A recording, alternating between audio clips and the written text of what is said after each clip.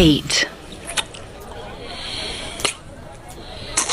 अथर ने मोनू को किस किया ही था कि बाहर से भट्टी की आवाज आ गई। ओए पूरी दुकान दा वजन करने लग गए क्या? और कितना टाइम लगूगा? मोनू नर्वस होकर मुस्कुराने लगी। अथर धीरे से बोला, कह दियो कि मैं बार बार चेक करवा रहा था। क्या? अरे वजन और क्या। दोनों आगे पीछे बाहर आए। मोनू अपने चेहरे की चमक छुपा नहीं पा रही थी। वो जी 47 किलो होया। भट्टी से पहले गुंजन मामा चौंक गए, पर उनके मुंह खोलने से पहले ही अथर घूरने लगा। तू चंगी तरह चेक कितना है ना? 47 किलो तो बहुत ज्यादा हो गया। ओ जी ए वीर जी बार बार चेक कराउंदे सी। अथर काउंटर तक आ गया था। वो मुस्कुरा के बोला, वो जी बड़ा पैकेट था ना, तो पहले 2 बार में आधा तराजू पे था और आधा फर्श पे, इसलिए प्रॉपर वजन नहीं आ रहा था। भट्टी अभी भी हैरान था और मोनू को घूर रहा था। उसने अपना कैलकुलेटर निकाला और 47 में से 2 माइनस कर दिए।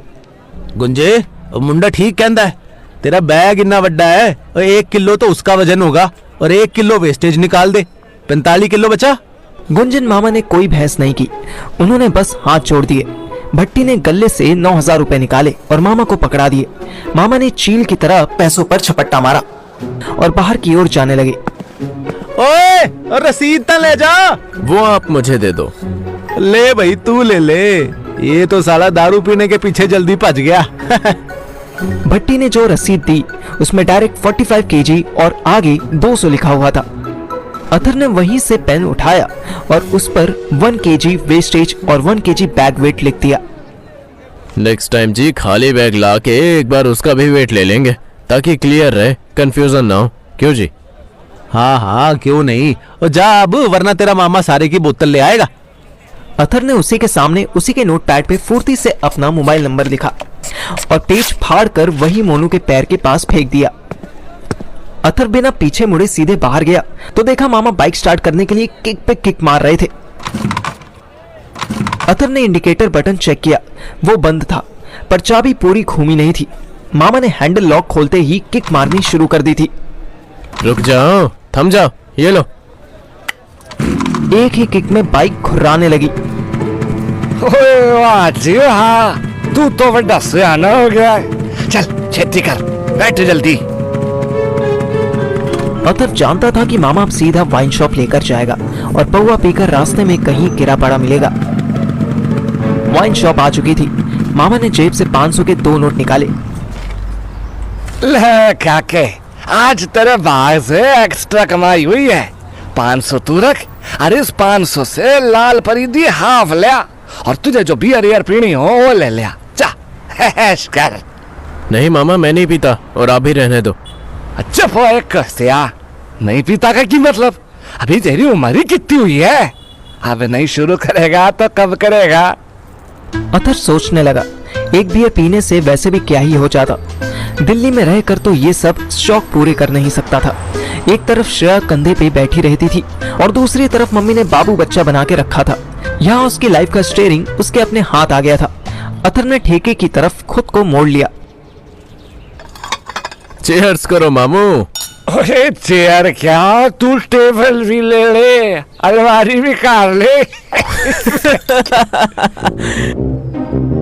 आज सड़क पर पीने के बजाय मामा अतफ के साथ हॉल में बैठ के एंजॉय करना चाहते थे। उन्होंने काजू, मूंगफली और भुने चने एक प्लेट में सजा लिए थे। दिन दहाड़े यहाँ पर ड्रिंकिंग सेशन चल रहा था कि बब्बू आ गई। वाह जी वाह, मैनू तो लग गया पांजा मामा नू आके सुधारेगा, पर आते नाल ही कुट मारने लग्या। ओए बापू, बड़े सही टाइम पे आई है तू। एक काम कर दे प्लीज करके। बोल। बुआ बंद कर दे। बुआ कहाँ से आ गई? और बुआ चालू किसने की थी जो बंद हो गई? ओहो, पुआ नहीं बुआ, मतलब दरवाजा। हाँ सुनना, और दरवाजा बंद कर दे। ठीक है, कर देती हूँ। बाहर से बंद कर दे। बब्बू ने मामा को घूर के देखा। अथर की जैसे ही समझ में आया वो जोर से हंसा। अरे मामा, आप भी चलते फिरते ट्रोलर हो। आया बड़ा ट्राला, एक बेबो ही है जेड़ी तेनू रोटी पानी पूछ लेंदी है, वरना ते कुत्ता भी तेनू भाव नहीं देंदा कंजरा। ना ना बाबू, गुस्सा ना कर। जा रसोई से एक गिलास और ले आ। ना रहने दे, मैं नहीं लिया ये गंदी आदतां। तू ही शरीर खराब कर।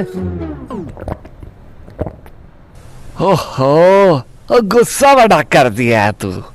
क्लास नहीं ला सकती तो 2-4 पापड़ ताल के लिया, प्लीज आएगा है?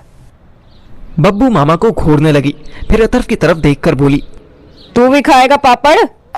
अथर्व बेचारा टोन सुनकर ही डर गया। अरे नहीं नहीं, मैं ठीक हूँ। तो क्या पापड़ खाने वाले खराब होंगे ने? मसाला पापड़ बना लाती हूँ तेरे लिए। बब्बू इतना कहते ही किचन में चली गई। मामा ने पानी की खाली बोतल की तरफ इशारा किया। अथर्व भी फ्रिज से नई बोतल लेने किचन आ गया।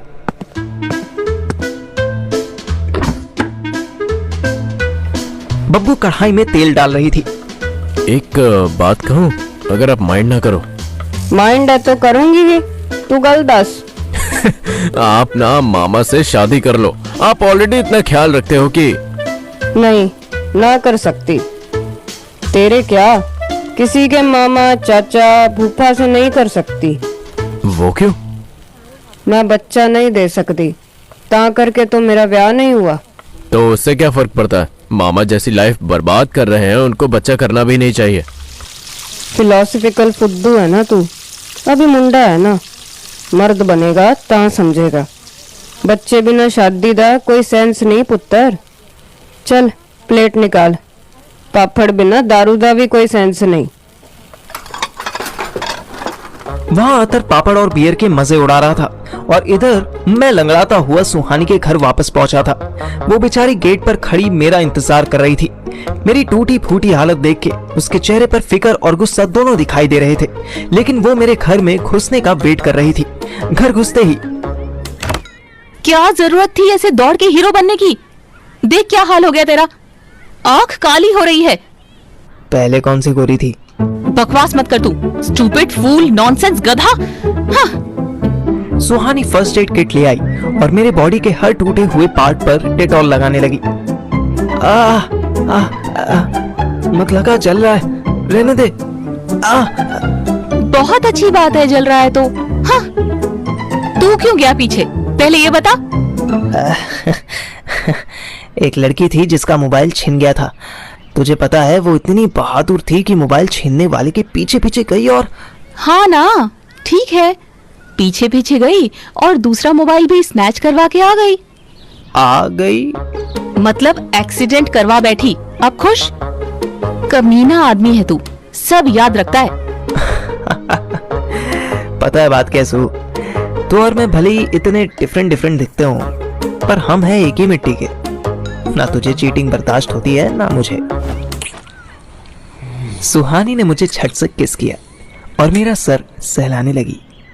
मेरे साथ तो अब चीटिंग हो गई ना, अब मुझे भी चीटिंग करनी पड़ेगी। अरे कैसे, क्या हुआ?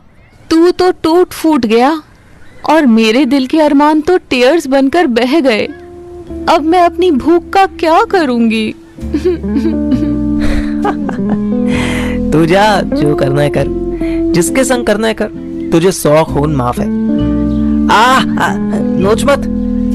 सुहानी ने मेरे पिंच किया।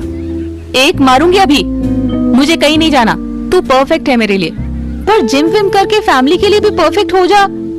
उसके लिए मुझे सिर्फ जिम नहीं, सीए की तैयारी भी करनी होगी, वो भी अपने पिताजी से छुपकर पढ़ना होगा।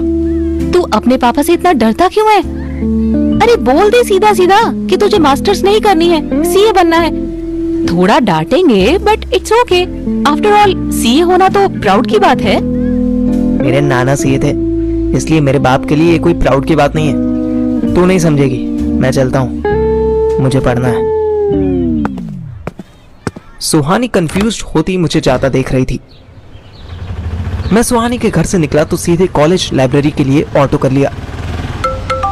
अतर का कॉल था और मुझे आइडिया था कि वो क्या बोलने वाला होगा। भाई कहाँ है तू यार, तेरी बहुत याद आ रही है। हाँ क्यों नहीं, दिन में 3 बार फोन कॉल और 50-60 मैसेज भेजने के बाद याद आनी तो बनती है। कितनी बियर खींची? तू क्या थी?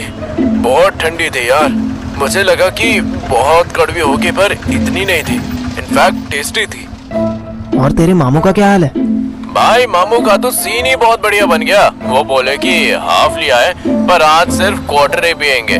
लेकिन बब्बू आ गई और फिर दोनों झगड़ने लगे और फिर वो पापड़ बना के लाई और फिर मामा उनको गालियां देने लगे, फिर वो मामा को गालियां देने लगी। अच्छा फिर क्या साले, फिर मामा ने उसके गाल पे चुम्मा ले लिया और फिर उसने मामा के होठों पर चुम्मा ले लिया। तेरे सामने ही?